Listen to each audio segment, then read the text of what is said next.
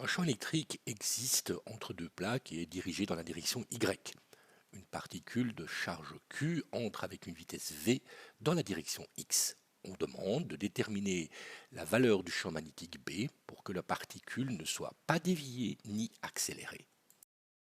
On se rappelle que la force en présence d'un champ électrique et d'un champ magnétique est donnée par la charge Q fois le champ électrique E, plus Q fois le produit vectoriel de la vitesse de cette particule par la valeur du champ magnétique. Cette force doit être nulle.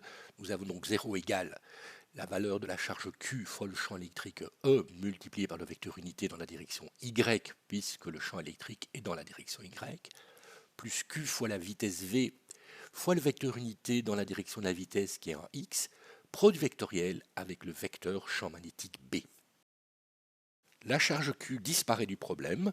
Je fais passer le champ électrique de l'autre côté, je divise par la valeur de la vitesse V, et j'ai donc moins E divisé par V dans la direction Y, égale le produit vectoriel de 1x par le champ magnétique. Je décompose le champ magnétique dans ces trois composantes, j'exécute le produit vectoriel, et j'obtiens donc moins E sur V dans la direction Y, égale BY dans la direction Z, plus BZ dans la direction moins 1Y. On voit donc que BY doit être nul, le champ magnétique ne peut pas avoir de valeur dans la direction Y, seule la composante BZ existe.